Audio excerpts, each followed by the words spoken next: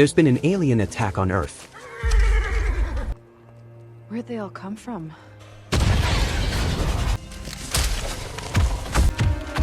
And there's only one way to survive. Climb to 8,000 feet above sea levels. Run!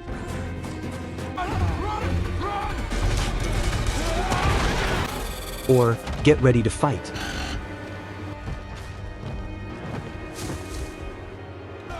Welcome back to Flick Recap. Enjoy the story.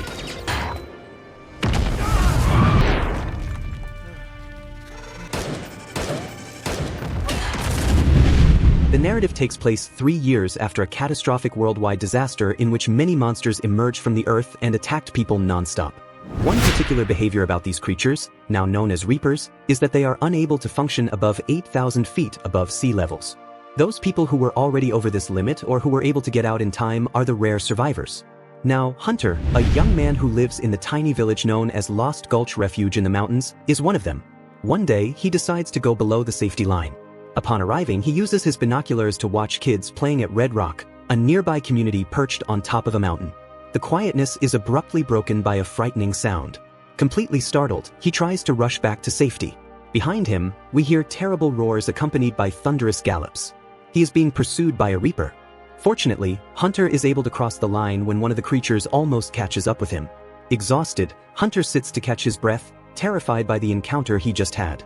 Later back at home in Lost Gulch, Mr. Will, who is Hunter's father, asked what happened.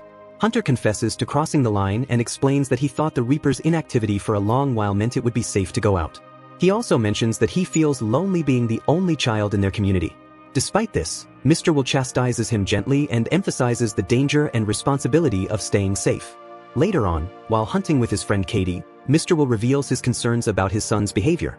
He suspects that is more than mere curiosity and thinks it is rather driven by a longing to visit the place where his mother was last seen alive. Mr. Will's late wife, Tara, had disappeared on a journey below the safe line with their neighbor, Nina. And still haunted by memories of Tara, Mr. Will struggles with the burdens of his grief and raising Hunter alone, especially as the boy suffers from a severe respiratory condition that requires a medical device. The device is powered by electricity and it constantly drains the limited solar-powered electricity in the community, particularly during the shorter winter days. In the meantime, on Hunter's birthday, Mr. Will makes an exchange at the store so he could get Hunter's favorite meal of macaroni and cheese. This delights Hunter as they shared the meal.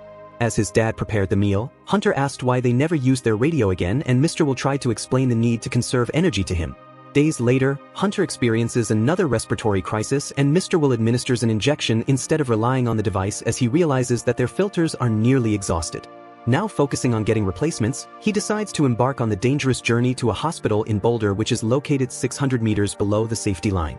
He asks Nina, his neighbor, who is also a survivor of a past Reaper encounter and a self-proclaimed expert on their behavior, to join him. Though Nina was reluctant however, she is still burdened by guilt over Tara's death. So, she agrees. Meanwhile, Mr. Will plans a route through the mountain mines in order to minimize exposure to the Reapers. However, he knows the journey is going to be risky. Before leaving, Mr. Will entrusts Hunter to a friend after promising him that will return home. In the meantime, Katie, who is eager to escape the isolation of life at the high altitude, insists on joining the mission. Despite warnings from Nina about the horrific nature of the Reapers, telling her that they can tear victims apart in seconds and are barely slowed by direct shots to the head, Katie stays resolute. She believes that understanding the enemy is the first step toward defeating it. So, the trio sets out early in the morning. Nina brings with her an adapted compass capable of detecting Reaper proximity through electromagnetic signals. At the boundary of the safe zone, she consults the device to ensure no creatures are nearby. Along the way, they discover abandoned military vehicles and they scavenge for supplies, knowing they will need as much help as they can get for the journey ahead. During the stop, Mr. Will is amazed at Katie as she handles the heavy weapons with ease. When he comments on her skill, she nonchalantly replies that she grew up in Texas. Meanwhile, Nina delays their progress as she lingered on a shield she had found and this provoked Katie's frustration. When Katie accuses her of being a distraction, Nina responds that she knows that Katie only joined the mission because she's interested in Mr. Will. The tension boils over and Katie loses her composure, slapping Nina. However, Mr. Will intervenes and separates the two. Moments later, the group hears what initially sounds like Reapers but they eventually realize it's just a group of wild horses. Relieved, they moved on as they approached the end of a particularly risky section of their journey. They soon reach Alta Vista, a ski area with a cable car system leading to the mountaintop. The walk-up will take only 10 minutes, but when Nina consults her compass, she detects a Reaper approaching. The glow of the creature's tentacles becomes visible in the distance. Without hesitation, Nina heads for the cable car, hoping the old battery might still be working. However, Katie chooses a different path and heads for the safe line. As the glowing lights of the Reapers vanish for a moment, Katie stops, but Mr. Will continues working on the cable car's generator. The creature soon reappears, charging toward Katie.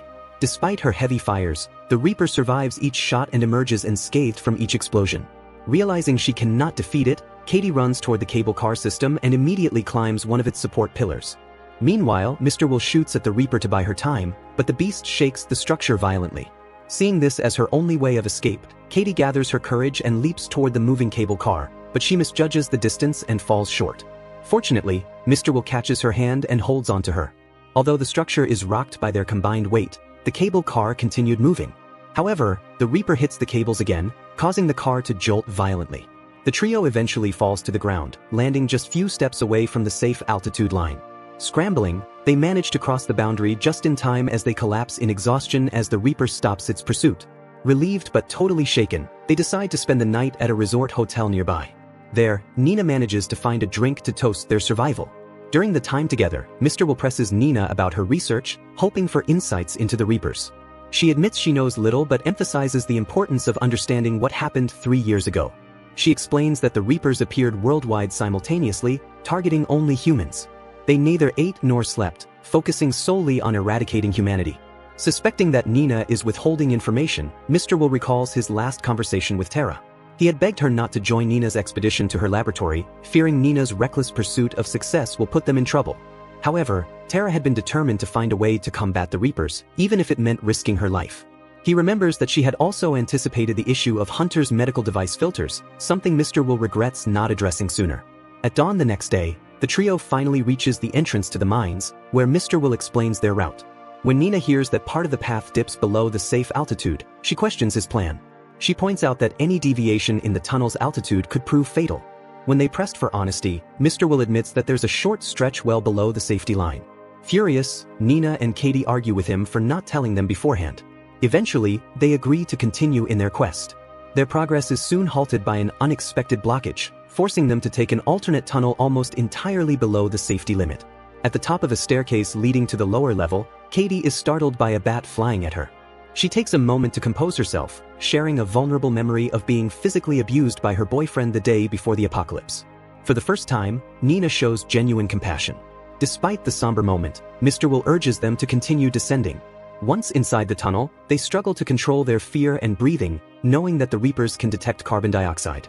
Their composure is shattered when a noise reveals the presence of a Reaper. Mr. Will tells the group to turn off their flashlights. Now in darkness, the glowing tip of a Reaper's tentacle appears, searching the tunnel. The trio scrambles into a dead end as the creature approaches. Pressed into a corner, they hold their breath as the tentacle inspects every inch. Just as they near suffocation, Mr. Will fires a flare to distract the Reaper, allowing them to move. Katie spots an opening in the wall, and the group crawls through the narrow passage. Unfortunately, the exit is not safe either. A Reaper was waiting for them and it struck Katie with a tentacle that impaled her. Mr. Will watches helplessly as she is dragged into the darkness. With no time to mourn, he and Nina flee up a staircase. The Reaper's roars grow louder as it pursues them. Finally reaching a higher level, Nina finds an exit, and the two stumble outside. For the first time, Mr. Will sees Nina in tears as she makes the sign of the cross. However, she quickly regains her composure and explains that she's praying for both survival and revenge. That night, the two take shelter in an abandoned ranch nearby, where they find a meal, macaroni and cheese.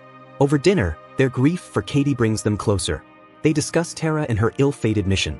That was when Nina reveals that Reaper's scales carry an electric charge, which she believes could be weaponized.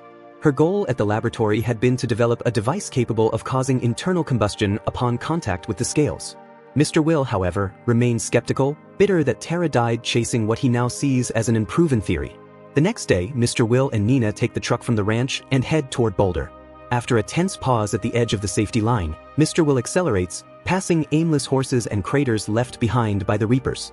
As expected, Boulder is deserted, and the hospital lies in ruins. Mr. Will searches for the filters he needs for Hunter's device but cannot find them in the expected location. Eventually, he discovers them, but Nina tells him to hurry as a Reaper approaches. Mr. Will quickly fills his bag with the device, and the two make a desperate dash for the exit. Their escape is interrupted when sharp tentacles pierce the hallway walls, blocking their way. Forced to run in the opposite direction, they head upstairs to the second floor. While leaning against a wall to catch their breath, Mr. Will is suddenly restrained by a massive tentacle. Since shooting proves ineffective, Nina grabs an axe and strikes the Reaper's scaly tentacle. Though the axe barely leaves a mark, the attack causes the creature to release Mr. Will. Then thinking quickly, Nina pulls a lever that fills the area with smoke. As they flee into another room, the Reaper's glowing tentacles briefly appear in the fog before vanishing, as if the creature has retreated. Moments later, the Reaper charges forward with terrifying speed. Then Mr. Will fires at a cluster of oxygen tanks, triggering a massive explosion that throws the Reaper out of a window. The two watch the fallen creature in the hospital courtyard below, hesitant to believe it's truly dead. On their way out, Nina mentions that her laboratory is nearby and urges Mr. Will to visit, telling him that developing a weapon could inspire hope and turn the tide against the Reapers. Mr. Will is reluctant, having only come for the filters, but her determination reminds him of Tara's sacrifice. Then, surprising himself, he agrees to accompany her. As they drive towards the lab, we see that the Reaper wakes up in the hospital courtyard. When they arrived, Nina promised she only needed 5 minutes. While she works, Mr. Will notices a photograph on her desk and discovers she once had a family. When he brings it up, she initially brushes it off, but her emotions crumble when she sees the photo. Nina reveals she had been working late at the lab on a Saturday instead of attending her son's soccer game, the day of the attack. That decision saved her life but left her as the only survivor. Overcome with guilt, she apologizes for risking Tara's life when they went on the mission. Mr. Will admits he no longer wants to hold bitterness toward her, expressing his understanding of her drive to find a solution. Moments later, Nina completes her preparations and tests the bullet, but the experiment fails. Undeterred, she decides to stay behind and continue her work, urging Mr. Will to return to safety with the filters. Mr. Will hesitates, unwilling to leave her alone, but Nina insists, pointing out that her car is still in the parking lot and she can return later. Realizing he cannot change her mind and knowing Hunter's survival depends on the filters, Mr. Will reluctantly drives off. As he continues his journey back home, Nina tests another bullet, only to meet with the same failure. While preparing a third attempt, she has a sudden inspiration. Ignoring the sound of an approaching Reaper, she quickly gets the required chemicals, determined to test her new design in a real situation. Finally, she positioned herself with her rifle as the creature charged toward her. Meanwhile, Mr. Will's truck had an accident when one of the tires got punctured. It was in a location a few meters short of the safety line. Unconscious for a while, he finally wakes up in a panic, struggling to free himself from the truck. The menacing sounds of a Reaper closing in gets him to action. Finally kicking out the windshield, he escapes the wreckage, knowing he is in immediate danger. He immediately starts climbing toward the safety line as he spots another Reaper blocking his path. A third appears on the side and they all approach from every direction. Now completely surrounded, Mr. Will is faced with almost certain doom. At the last moment, Nina appears behind one of the Reapers and fires her modified bullets. The creature instantly disintegrates into dust, showing that she finally got her experiment right in the end. She quickly dispatches the remaining 2 Reapers with similar ease. Amazed and relieved, Mr. Will observes the remnants of the beast and realizes that they are not biological creatures but machines. Nina, who had always suspected as much, explains that the coordinated attacks and specific altitude limits pointed to programming rather than instinct. When Mr. Will asks who might be behind the Reapers, she refrains from replying. The two finally return to Lost Gulch, where Hunter is overjoyed to see his father again. Then, Nina raises a pirate flag, signaling their victory and spreading the news of her discovery to other communities. Soon, production of the modified bullets begins, and this quickly marks a turning point in humanity's fight against the Reapers. Towards the end of the movie, Nina and Mr. Will pay tribute to Katie as the two lead the first group of volunteers across the safety line. Armed with the new weapon, they eliminate Reapers in large numbers, their bodies exploding into heaps across the mountains. Days later, as Mr. Will and Nina gaze at the night sky, they notice bright spots descending toward Earth. These lights suggest the arrival of something new, possibly the origin of the Reapers themselves. Thanks for watching. If you liked this recap, do not forget to subscribe to the channel and like the video. Until next time.